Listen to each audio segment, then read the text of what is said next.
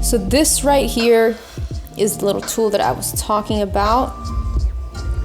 This little bit right here, this is what we're gonna be using to get in between those little screws and get them a little bit looser so we can re-tighten them up and readjust it. And how that works is, as you're looking at this, you kind of can see the screw here and one on the other side. What I'm gonna do, and usually the first loosening can get really difficult, so having like a gripper, a jar gripper sometimes helps, because you don't want to, what's the word where you screw too hard that it loses its thread? Strip. What you don't want to do is you don't want to strip the screw and ruin the shape of that little piece there, because it's going to be really difficult to remove or loosen. So just be very careful as you're doing this. So I'm going to start with one side and kind of twist. Well, that wasn't too bad. That first twist wasn't bad at all. And again on the other side, that was actually nice and easy to do. So now I like to do everything pretty much eyeballed. So I'm gonna look at it from both angles and then readjust this blade and set it to exactly how I want it.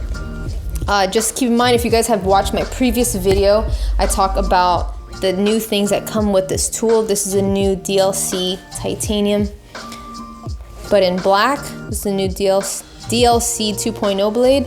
That's one of the new features about the new skeleton trimmers. So I really can't wait to see how it does next to the original DLC gold standard trimmer right here with this blade.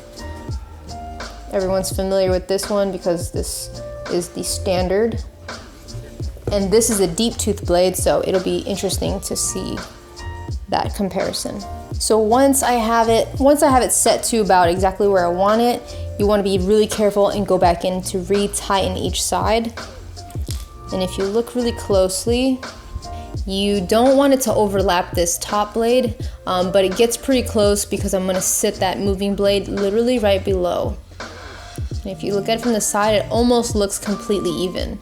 But again, do not overlap this. And if you do overlap, just make sure you check before you put this onto your clients, because the last thing you want to do is cause a lot of irritation or redness, especially on very sensitive skin. So this is going to be the DLC 2.0 deep tooth blade. We're going to compare it to a DLC standard blade and also Graphite 2.0 original deep tooth blade. A new feature is that it has a rubber grip. Definitely different than this one that has the regular metal grip. You'll notice that difference right away when you put one of these in your hands. Another thing that I like to do is to test it on myself anytime before I'm about to use a trimmer for the first time. So after the gap has been completed, and just keep in mind that as you use trimmers more and more, they do tend to shift blades after a while, so you always want to make sure you check on yourself. And I usually check the top of my hand and I slide the blade all the way across, and usually it'll leave kind of like an ash line. If it breaks skin, obviously you know that's a little too sharp, so this is a great way for you to feel exactly where it bites or not, and where to adjust certain sides. So it feels pretty balanced all the way across. And then I'll go into actually putting this onto a client's head.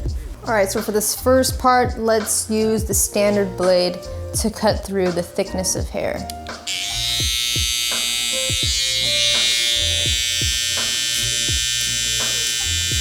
Standard blades typically have a really nice crunch. They do a great job of being able to remove bulk, but also be a really good liner. It picks up the hair pretty easily as I'm going through this, which is probably why it's such a good trimmer that a lot of people like.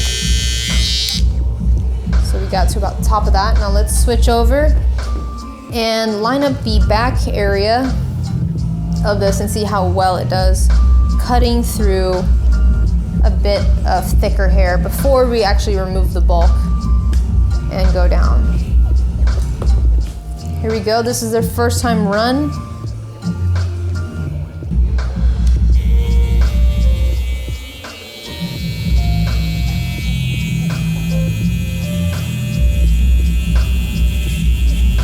It's got a nice lower hum. How's it feel, Carrie? feels great. It feels like feels pretty like soft. a strong blade.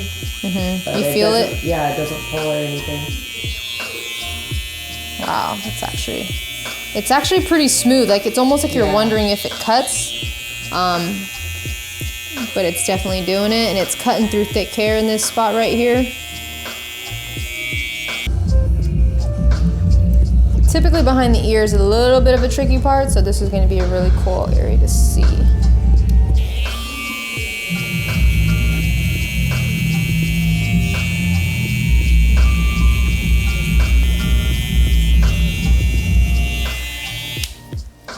So let's see how it does in the front.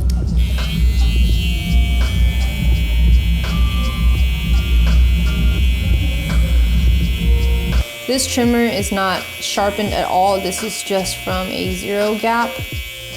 And it's doing a pretty good job at lining this up. It leaves a pretty nice clean finish and guideline, especially if you are using a razor blade to follow. It's doing really well at cutting those little hairs and creating the shape that I'm looking for. And I'm using pretty much just the corners of this blade and carefully etching out the shape that I'm trying to leave. So now we're gonna do a little removing bulk little test. All right, so first up, let's do the silver deep tooth blade. So we'll do this one down the middle so we can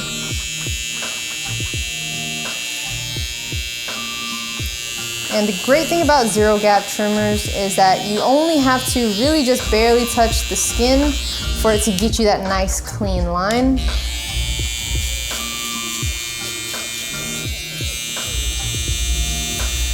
So that's pretty effortless for the deep tooth blade, of course.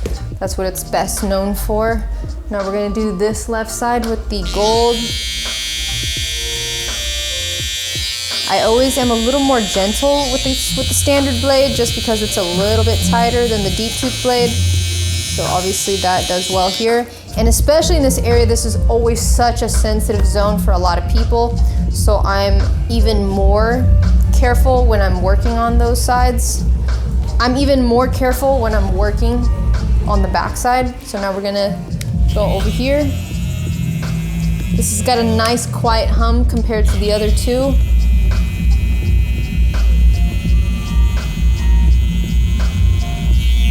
Nice line there, and smooth debulking as well.